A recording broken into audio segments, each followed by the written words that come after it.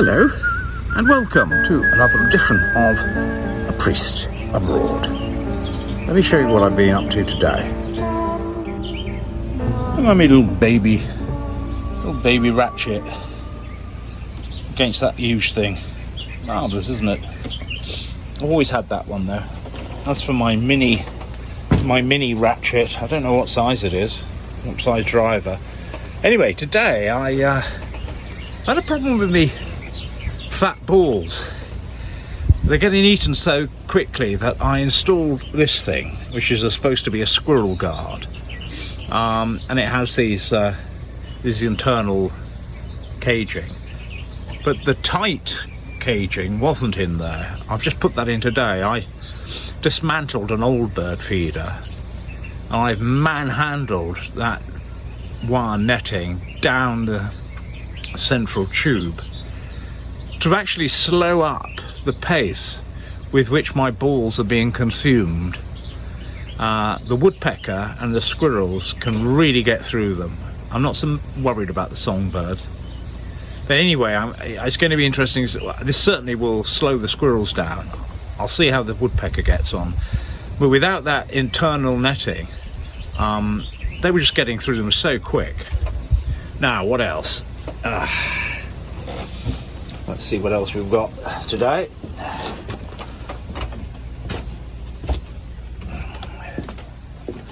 Tobacco's doing well, look at it. It's absolutely flourishing and it's coming up all over the place. Really pleased with that. Anyway, over to the pond, which isn't on at the moment. These things arrived today. I can't remember which is which now. I might have to add it to the... I put them in some water for now until my clerk of works returns. Those don't look very well at all, do they? So she may want to complain about those. It was her that purchased them. There is some nice... I put some mud in, some water and a bit of gravel to try and anchor them, but I don't think those water lilies, or whatever they're called, are in any sort of good shape really. They are green on the underside, but you can't make them turn over, so I don't know if they'll survive. We'll have to see. There seems to be a shoot there that might be okay, but I think that they are dead on arrival, I think, those. So that's been it really. I planted out a load more radish, Japanese daikon. They seem to do okay, and the wildlife doesn't seem interested in it. They seem to have decimated the lettuce. My lettuce inside the greenhouse is doing really well, but it can run to seed apparently. Although I might take that chance because it's sort of edible already really. I don't know, what do you think? That's my lettuce in there. You see, and they can't really be got at, and those aren't big pots. And I mean, that one looks like it's almost ready to eat. And what with seeds being so cheap, it might be easy just to have a crop in here. And to hell with the birds out there and the sheep. And there we have the little devil. He's finding it a hard job to get in there today. You can see he's trying to work his angles out. I think he can still get food, but it's a lot more of a struggle and not so easy.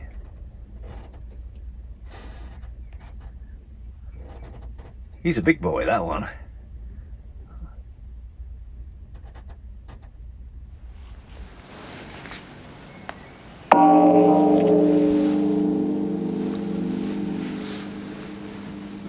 Good evening, my friends.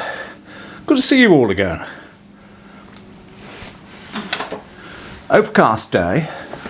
I do know that when I sit in this seat I get somewhat blanched by this window. I don't have the expertise to set up light, but I hope you'll forgive me. White Rioja again, working my way through it. There was a time in the past where I would have finished that bottle of Rioja off in, well, probably the day I bought it. In my heyday, I used to drink regimental quantities of wine. Prodigious amounts. I don't anymore. I don't like the feeling of being drunk, do you? I don't like, it's not so much being out of control, I just don't like that. I just don't like the feeling. Whereas in the past, I used to bloody well love it. Odd that how that works. I seem to have grown out of it. I have a few glasses of whatever I fancy, and then my brain just says, well, you're tired, it's time to go to bed, or you've just had enough. I never have that compulsion to keep going on, like I used to when I was young. It's a funny thing, booze, isn't it? Smoking, again, my Ben Wade freehand, my go-to. I always like it about this time of day. I smoke my Gandalf pipe in the morning, and that's pear wood. I've got Samuel Gower's Perfection in this. So that's rather jolly, isn't it? I better get it fired up. Yes, overcast day today, but that's okay. It rained during the night. I heard it bouncing off the roof of my caravan. I quite like the sound now, I'm used to it. It doesn't keep me awake. I find it rather soothing. Did you like my my improvised bird feeder? That woodpecker was really struggling. he got some. He can get at it. But he was decimating my balls earlier. And so it had to stop. I mean, you can't. I mean, they're not cheap, are they? 5 balls a day. You see, normally it was about 5 balls a week, if that. So I think I've solved that problem.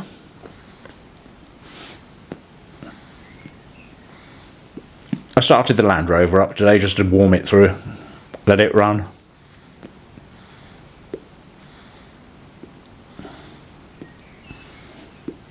Another spanner arrived from Snap-on. Well, not from Snap-on, it was a Snap-on that was sent to me. It's great, it's like collecting, really. I went through my little mini socket set. You see that little ratchet? That's 1/4 of an inch ratchet. And I've got a lovely little metal box, Snap-on box, that it came with, and all the little sockets inside, but I think it's missing 1 or 2. Which I'm sure I'll be able to find. What am I doing here?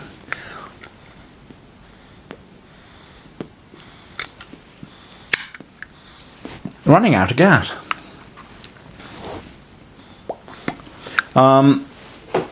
And talking of gas and lighters and what have you, another little thing arrived today.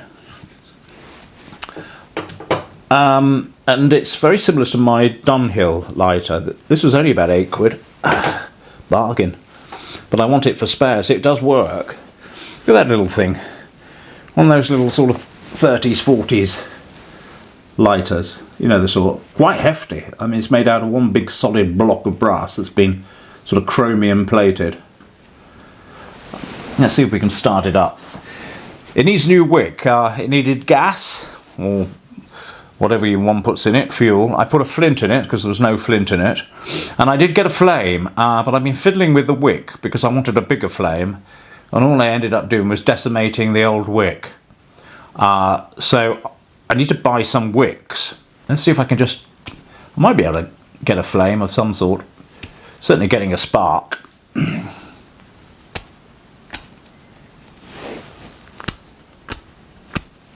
Yeah, there's not really enough wick going on for it to take. It was working, I say, when I got it, but there's not a lot going on there.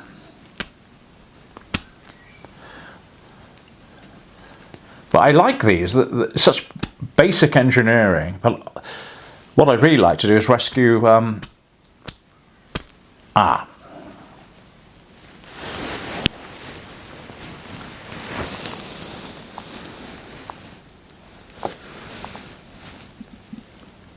We have light, but that's no good, is it?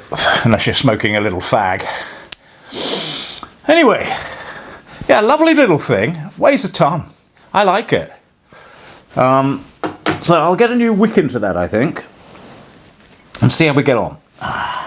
Although it's a palaver, I understand, to get a wick into those things. I don't know whether you just poke it through with a needle.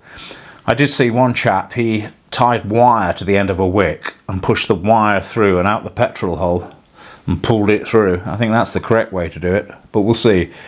I don't know why you can't just get a wick and just get a needle and just sort of stuff it down. But maybe you can't. Any of you aficionados out there, do let me know. This is all right. And you saw the little plants that arrived, the water plants. We got sort of a pygmy water lily. I think they have nice flowers. Look very brown, the leaves, or going brown. That was the underside. They're a bit greener on the other side, but whenever I try to put it in, they flopped over. Obviously doing something wrong. It's only a temporary measure till the brains behind the outfit returns from Wales and she'll sort it all out. What else was there? There was Creeping Jenny. Sounds like the sort of person one wouldn't want to be in an office with. Creeping Jenny. Anyway, there was a Creeping Jenny. What else was there? There was a Japanese... Oh, I can't remember what it's called now. A Japanese something or other. So anyway, so one's Japanese, and one's a little lily, and one's a Creeping Jenny. We'll see how they get on. But they're only in that little tub temporarily. Before, well, they'll be planted out properly in the pond. I'm just putting them there at the moment so they don't die.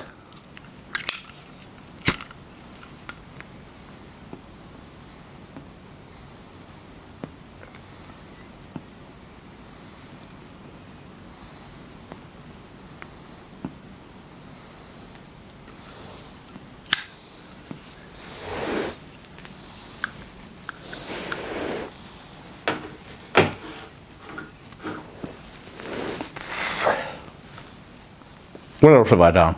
Nothing. Yesterday was so busy when going out. It takes me a day to recover from going out.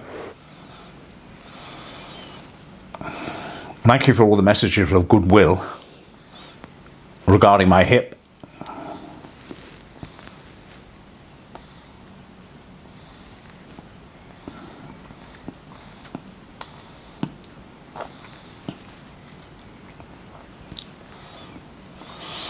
Yes, not a lot going on really.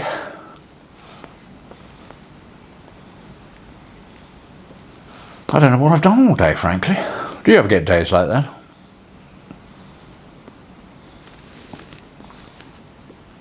Anyway, just a quiet, restful day.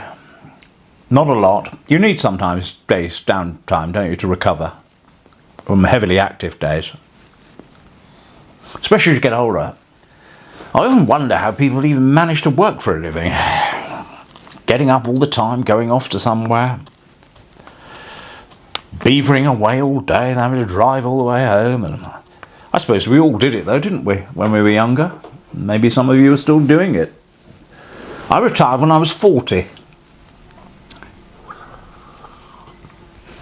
Well, I say I retired. I dabbled in antiques. I wrote. And that was about it, really. And so I've now got an aversion to hard work. Well, after a fashion, I have to do a little bit here. It's not easy when you're hobbling about, though. My strength is okay, my upper body strength. But you sort of hobble about.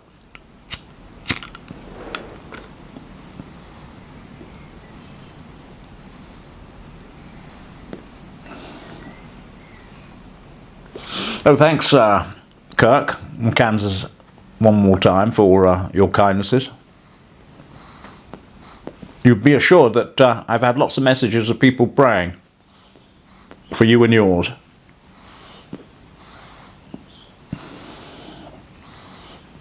I got a nice email from Graham explaining what all the Land Rover parts were, which is just as well, because I'm clueless.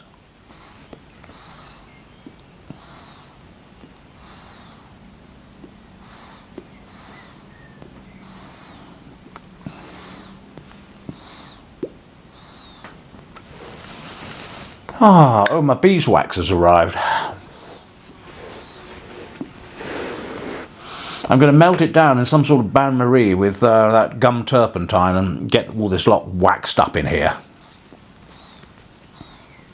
I like a good wax. Be interesting to see how it works out. I got a load from China, which I complained about.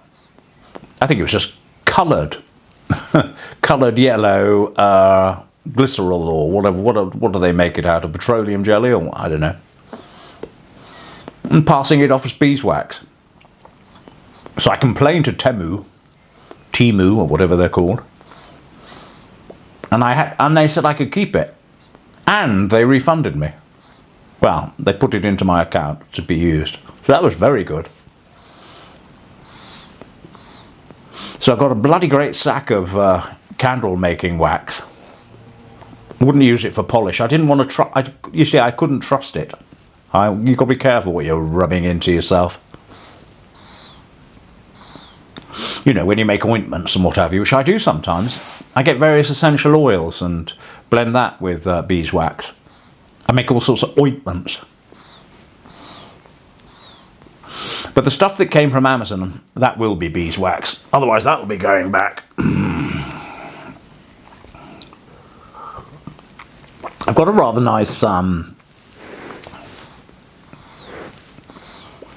glue pot where you melt glue. Because you used to buy that when I was learning all about furniture restoration. As alluded to in my novel, in the Derbyshire Dales, there was a fellow there, he was a grumpy sod, who was teaching me.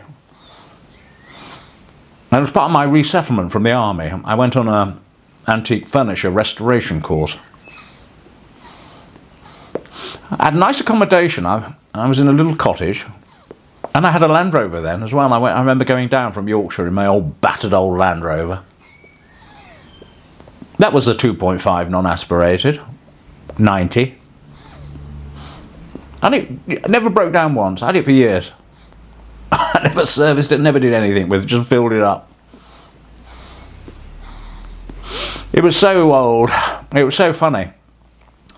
When I had the kids with me, when I was younger, I principally got the Land Rover so all three of us could sit in the front. And there'd be me, little Alice, and Toby. And it got so bad that the doors would swing open when you went round roundabouts and corners. Or the passenger side did. So every time I went round a corner, I had to lean over the kids and shut the door. Slam it shut. And I say, don't tell your mother. Anyway, I rattled down to the Derbyshire Dales in this old Land Rover. Settled into my little cottage. Wonderful, had a real fire. Lovely views. And every day I would get off and work I'd walk. You could walk over the road to the workshop where I'd meet Grumpy. And he taught me how to French polish. Great, really. And other things. Anyway, I think it was him that sold me the little glue pot. Because we used to use, is it pearl glue or pig glue? And used to melt it. And I think it's water dissoluble. So if all the joints on anything, you know, you could water them and then you could pull them apart again. I don't know if I've got that right, have I? Furniture restorers. Is it pig glue? I'm sure that's what it's called. Anyway, that's in the back of the ruddy container, that thing. Lovely little pot. Cast iron pot. It's like a bain-marie. I'm sure I'll be able to make up something here. Temporarily. Oven. So I sort of enjoyed learning all of that. Extraordinary days when you leave the army. And when I left the army, that was the last time I really had a proper job. I was a padre in the army. But my views were considered so conservative when I came out of the army as a clergyman that I rendered myself unemployable. And because I didn't like the direction of the Church of England, which was just like the Liberal Party at prayer,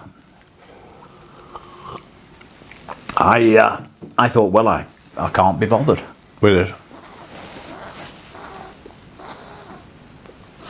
Anyway, so that explains why I always say that I retired at 40, because I was about that age when I left the army. Long time ago now. Settled in Yorkshire, in a lovely little village called Nummonkton. I was demobbed in Yorkshire as well. Sorry, there's a bit of a odd wind sort of noise coming through the pipe. Because I haven't cracked it properly.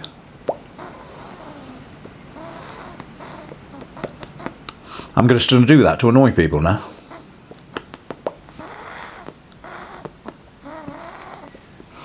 And and there I stayed until I came down here. I never thought I'd leave Yorkshire.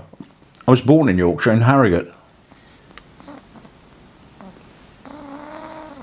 People think you're posh because you were born in Harrogate. It's not considered true Yorkshire, real Yorkshire, Harrogate.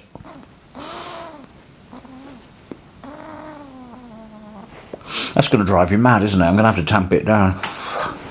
This is how considerate I am, you see. Let me push it down for you. Let me plunge it into the pipe. It's still doing it. Oh well. You're going to have to live with this one. I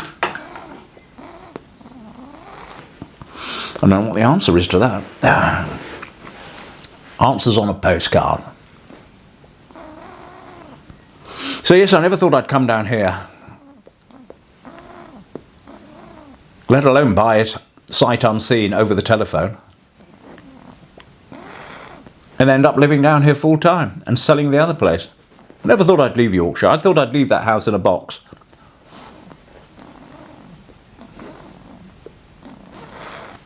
But you see, it was a village and got neighbours. You know, neighbours to the left of you, neighbours to the right of you. I had nobody behind or in front. I had the River Nid at the back of me and the River Ouse just further on. The confluence of the River Nid used to meet it at Nummonkton. Well, still does, obviously.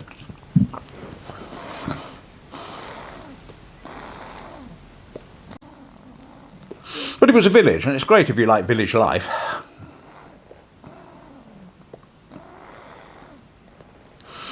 But I felt that I needed to be far more remote. And it's very flat in the Vale of York. So although I was in the middle of countryside, I was in the Vale of York. So very flat. Something nice about being up in the hills and the mountains, isn't there? And something nice about not having anybody around you at all. Well, for me at least.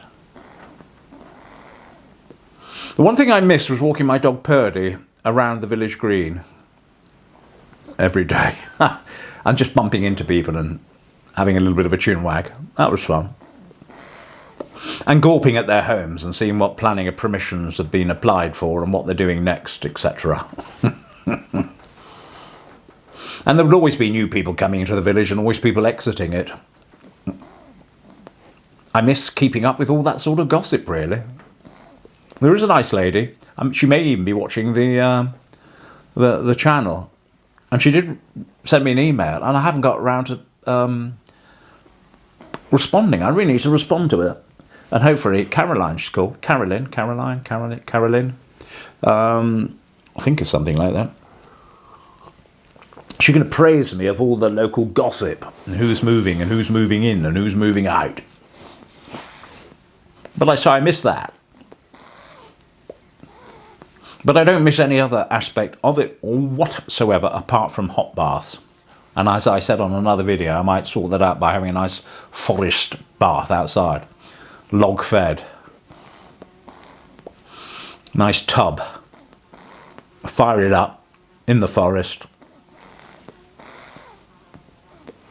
So that is soluble, but I did used to like a soak. And I miss it terribly. Every other aspect I don't. Had a huge telly as well. 55 inches. The inchage was huge. And I used to like that. Because I like watching films. I suppose because I used to be an actor. And I will go into that one day, about how I became an actor. Well, I'll go into it now, should I? As the bell hasn't gone. What it was I was a bit like Richard Vobes, who watches the channel. He's a good fellow. Now, he was an extra, which normally means you don't have to say anything. And if you do say something, it's known as a walk-on 3. Walk-on 1s and 2s and whatever don't do anything very much. They're just sort of background artistes. And I wanted some extra money while I was tinkering with antiques. And a friend I bumped into said, oh, I do extra work. I said, oh, how much do they pay? And this is going back 25 years or so. He said, oh, 50 quid a day. Really? I said, I could do that. Just stand in the background. So I said, who's your agent? Oh, you're not ready for my agent yet. Anyway, I found out who the agent was. Regency Casting in Leeds. Beverly. And anyway, she signed me up, and that was it. Next thing I knew, I was asked to appear in Emmerdale Farm. Some of you will remember it. Soap opera. Have I told you the story before? I hope I haven't. If I have, forgive me. Anyway, I was playing a maitre d' at Home Farm, and I was swanning around with a big bottle of champagne. And I was going up to various people like Zoe Tate and others and Rodney and say, I say, would you care for another glass of champagne? Ah, sir, perhaps I could give you a top-up. Now, I didn't realise, because it's the first time I've ever done anything like that you're not supposed to speak. And suddenly the assistant director brought the whole thing to a halt. And my stage name, even then, was James Middlemarch. Because I was a member of, well, I don't know what it was, what do they call it? Spotlight. So I thought, well, I better have a groovy name.